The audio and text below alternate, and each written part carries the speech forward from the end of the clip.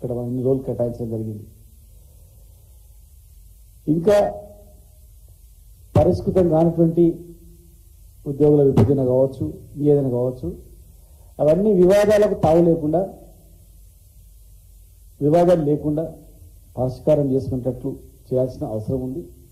ఒక ఉద్యమకారునిగా మా బాధ్యతగా, ఎందుకంటే బాధ్యత గల ఉద్యమం చేసి జైలుకు వచ్చిన వాళ్ళం కనుక ఇలా ఈ రాష్ట్రం దినదిన అభివృద్ధి చెందుతూ ఉండాలి, కొనసాగుతుండాలి అభివృద్ధి అనేది. ఆటంకాలు ఉండొద్దు, ఎక్కడ కూడా ఆగిపోవద్దు. మావేమి పెద్ద త్యాగాలు కావు, ప్రాణాలు అర్పించిన పెద్ద త్యాగాలు. ప్రాణాలు అర్పించినటువంటి అమరుల త్యాగాలకు ఫలితంగా మనం ఇంకా చేయాల్సిన అవసరం ఉంది, కొనసాగించాల్సిన అవసరం ఉంది. కనుక ఈ విభజన అంశాలను ఇమ్మీడియట్గా 9th 10th షెడ్యూల్ అంశాలను పరిష్కరించి ఆ బిల్లుని తీసుకొని ఎప్పుడు కొట్లాటలు లేకుండా శాశ్వతంగా స్నేహపూర్వకంగా ఉండేటట్లు, కలిసిమెలిసి ఉండేటట్లు, ప్రజల మధ్యలో విభేదాలు లేకుండా ఉండేటట్లు చర్యలు చేపట్టాలని, తెలంగాణ అభివృద్ధి అనేది ఆటంకం లేకుండా ముందుకు కొనసాగాలని, దానివైపు దృష్టి పెట్టాలని చెప్పని. మరి 10 years కంప్లీట్ అయిపోయింది కనుక, అయిపోయి కూడా దాదాపు 15 రోజులు అయిపోతుంది కనుక వెంటనే ఆలస్యం చేయకుండా వాటిపై దృష్టి పెట్టి చర్యలు తీసుకోవాలని చెప్పని మేము ప్రభుత్వాన్ని కోరుతాము.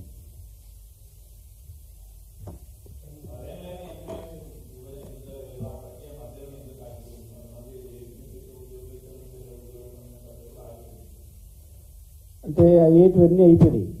క్లాస్ 4th ఎంప్లాయీస్ని తీసుకొచ్చినాం, చాలా మంది ఉద్యోగులు తీసుకొచ్చినాం. చట్టపరంగా అయ్యేటి జరిగేటివన్నీ కూడా జరిగిపోయాయి. కానీ చట్టానికి వ్యతిరేకంగా కొన్ని ఉన్నటువంటి మా ప్రభుత్వంలో కూడా కొంతమంది అధికారులు ప్రపోజ్ చేయడం జరిగింది, దాన్ని తిరస్కరించడం జరిగింది. దాదాపు పరిష్కారమైనవి. అక్కడక్కడ కొన్ని మిగిలిపోయినట్టుంటే అన్నీ ఒకేసారి అయ్యే అంశాలు కావు అవన్నీ. చాలా వరకు 90% ఉద్యోగుల విభజన సంబంధించినటువంటి పరిష్కారమైనవి. మిగిలిపోయినవి ఏమైనా ఉంటే చట్టానికి లోబడి అవి పరిష్కారం చేయాలి. ఆ పరిష్కారం అనేది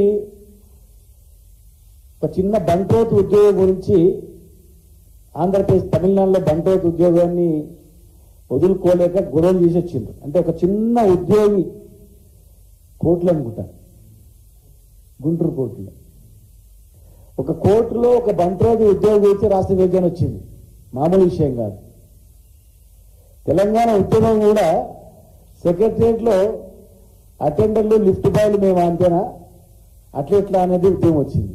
కనుక భవిష్యత్తులో అలాంటిది రాకుండా ఉండాలన్న కొంతమంది గురించి మళ్ళీ వివాదాలు తీసుకొచ్చుకొని, కొంతమంది వ్యక్తుల గురించి వాళ్ళ ప్రయోజనం చేయడానికి ఎవరు అధికారులు సిఫార్సు చేయడము, వాళ్ళ ప్రయోజనం గురించి మనం తప్పు చేస్తే వల్ల భవిష్యత్తులో ఇబ్బందులు వస్తాయి. కనుక ఇబ్బందులు కాకుండా జాగ్రత్త వహించి జాగ్రత్తగా ప్రభుత్వం చర్యలు చేపట్టాలా.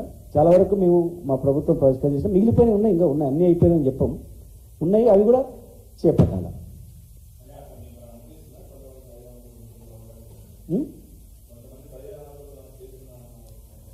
మేము ప్రయోజనాల గురించి కొంతమంది ఆఫీసర్లు కుటుంబాలు ప్రయత్నం చేస్తూనే ఉంటారు. కానీ ప్రభుత్వాలు మాత్రం అప్రమత్తంగా ఉంటాయని మాత్రం తెలుసు. ఎందుకంటే ఇది ఉద్యమంగా, తెలంగాణ ఉద్యమం నుంచి వచ్చింది కనుక ఎవరు కూడా సాహసం చేయరు, తప్పులు చేస్తారు అనేది మేమేం అనుకోం, జాగ్రత్తనే వహిస్తారు. ఇది అగ్ని లాంటి ఉద్యమం కదా, ఇది నీరు కట్టిన నిప్పులాగా ఉన్నటువంటి తెలంగాణ ఉద్యమం మళ్ళీ వేసి కొట్టింది. అట్లా ఒకవేళ చేస్తే కూడా ఊరుకోరు కదా, నిబంధనకు విరుద్ధంగా ఎవరైనా అట్లా ప్రయత్నం చేసినా మేమైతే ఊరుకోము. మాకు ఈ రాజకీయ ప్రయోజనాలను దాని గురించి అని కాదు, తెలంగాణ వస్తుందో రాదో అనుకున్న రోజుల్లోనే ఉద్యమం చేస్తున్నాం.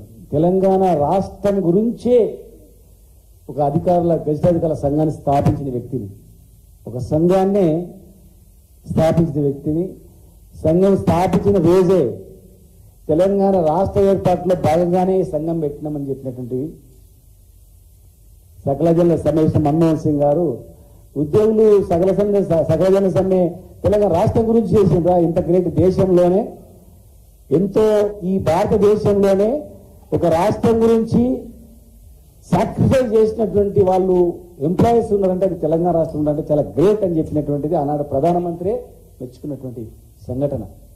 కనుక ఖచ్చితంగా ఈ రాష్ట్ర ప్రయోజనాలను మేము కాపాడుకుంటూ ఉంటాం, ప్రభుత్వాలకు సలహాలు చెప్తూ ఉంటాం, సూచనలు ఇస్తూ ఉంటాం, అప్రమత్తం చేస్తూ ఉంటాం.